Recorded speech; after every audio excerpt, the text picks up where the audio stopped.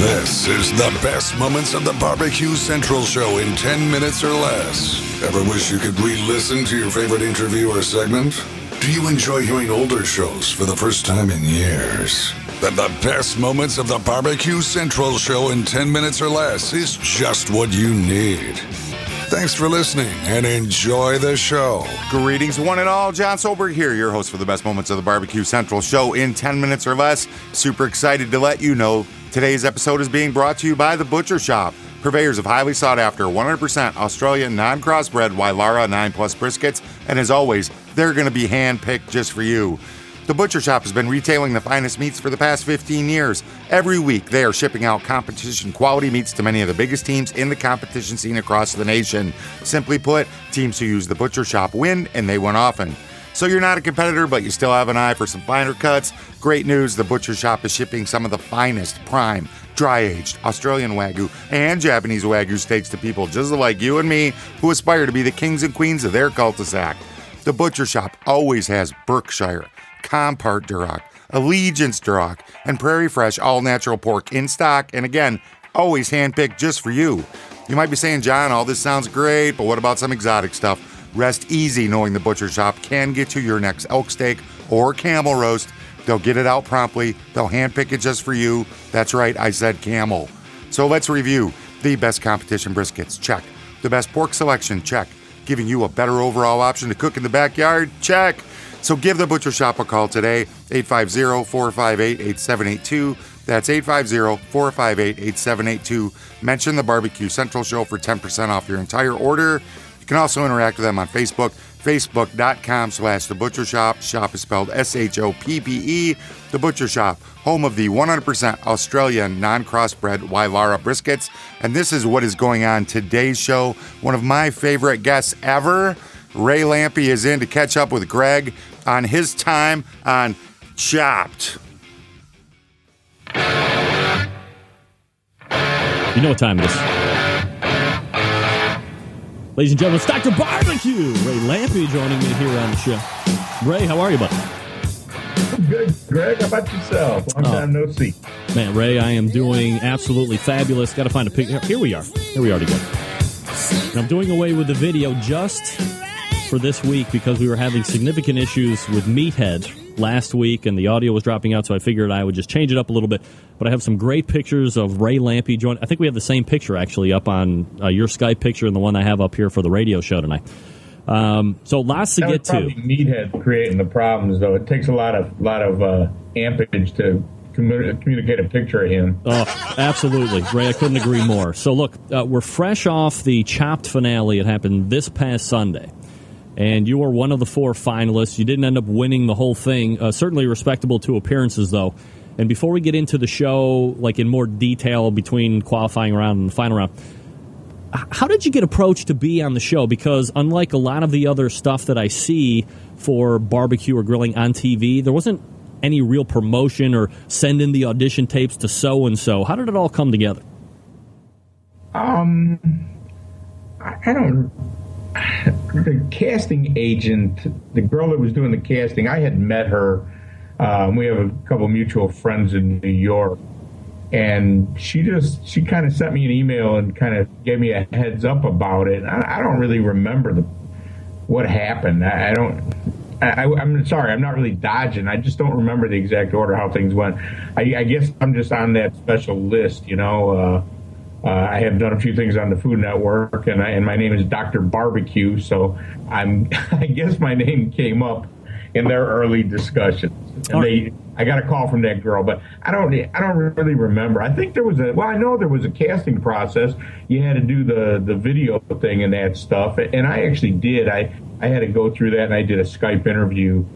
I'm sorry, I don't have a great answer for that. Was it from what you can remember, was it like a lengthy process over, a few months, or did it happen relatively quickly from initial contact to, okay, Ray, we'd like to have you on the show? Definitely over a few months. And I was not like, it's not like they said, hey, you want to be on. They said, will you consider it? We'll consider you. And I had to go through the process like everybody else. I sent in the paperwork. I did a Skype app, and even then they said something to the effect of it goes to the network, and the network then makes the final decision. And so I didn't skip through anything through the line. I just somehow I got on the list early to be discussed with. But yeah, it was definitely over a couple of months. They're meticulous about that. And you know, when you look at the 16 people that are on the show, they did a great job. It was really an interesting, diverse group of people. Is there a point, or do you think there, and I'm not saying that you thought at this point, but, you know, you've been on TV a number of times. You're very well accomplished within this industry that they're looking to kind of expose out to the national public. Do you think at some point you just might get the call saying, hey, we're doing this, and we just want you to be on? Does it become tedious to have to go through the whole audition thing, and regardless of if it's the Food Network or if it would be ABC or NBC or whoever the case may be, does it become tedious at all to you because of the credentials and the pedigree that you have? Yes and no. For this show, no, because I thought it was a big deal and I really wanted to be part of it. So I was happy to do whatever they wanted. You know, it's the luxury of having done so much of it and having been around a lot that I can pick and choose too. You know, if I'm not on Pitmasters, for example, as much as I think that's a really cool show and I think it's great, I've done a bunch of other stuff too, so it's not my one big opportunity. So I guess I don't mind that at all. I only want to be on stuff that's right for me anyway, so I'm not that worried about it. If I don't believe I'm a good fit for everything just because it's barbecue or grilling, and I don't know that I want to do everything, so I don't mind that. You know, you sort of get to understand the business, and that's just how it goes. If nothing else, even if they really like me, I always think anyway, if they really like me and they're 90% sure they're going to put me on the show, they want to have a file from me in the pile anyway. And there's so many different people that are involved in casting these things that there has to be that file that's got your name and your picture on it. So it doesn't bother me at all. I guess it's I understand that's part of the process. Ray Lampe, Dr. Barbecue, joining me here on the show. drbbq.com is his website. You can also follow him on the Twitters at drbbq. All right, so you win your qualifying event, you move on to the finals. It's obvious that it went well enough for you to win and move on. But, you know, for the folks, and this is what I always find fascinating, is we see, you know, what, a 50-minute project, or if it's a half an hour, you see a 20-minute project to finish stuff. But give the folks a sense of how difficult this style of a show is to compete in and do well in. Well, you got it. I think that the key is the split-second decisions. You know, it's 20 minutes, man, to cook the appetizer. You get literally a few seconds in advance, and it's 20 minutes. You've got to make the right decision with those 4 crazy ingredients and what else is available.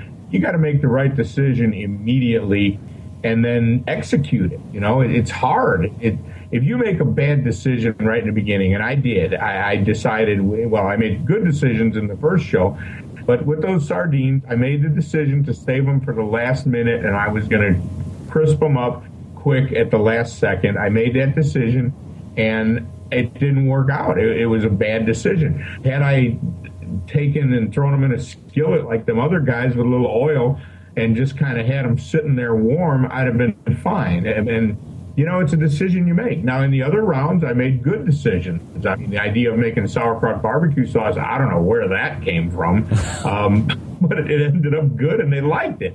I mean, that could have easily went real bad on me, because I'll tell you, at some point you hear me saying my barbecue sauce smells horrible, and man, it did. You know, luckily it kept cooking and quit tasting like sauerkraut, and I added enough other stuff to it. So it's really hard, because you've got one chance. There's no changing your mind later. You know, once you commit to something, and it's crazy stuff you're committing to, you know, committing to making sauerkraut barbecue sauces, or the grilled salad that I made, that took a lot of my time, and that's probably really my downfall, is that I put so much effort into that salad. It was good, and it was really would have been a nice base if those sardines cooked. I think I'd have had no trouble advancing. But it took up too much of my time. That 20 minutes is brutal, and it's as hard as it looks, man. You gotta go there with, you know, hopefully a lot of chops and the skills to execute the stuff that comes, and then you got to make the right decision. And and it's really hard. So you bring up an interesting point. I want to dovetail into that with the next question. You know, you get this basket and you open it up. You have no idea what's going to be in there. Were there any ingredients in that qualifying show that you were just like, wow, I have no idea what the hell I'm going to do here? What a fantastic interview. Find out what Ray had to say over at the BBQCentralShow.com. There will be a link in today's show notes to take you to the complete episode. I invite you to check that out. While you're over on the interwebs, hit up Facebook and head on over to the Butcher Shop. Shop spelled SHOPPE. Check out what they got going on with their 100% non-crossbred Wyvara 9 Plus briskets. They're always going to be handpicked just for you. Mention the Barbecue Central Show for 10% off your entire order. And until next time on the best moments of the Barbecue Central Show in 10 minutes or less, I'm your host, John Solberg. I'm looking forward to talking to you again soon. That's right. I said I'm looking forward to talking to you soon. Thank you.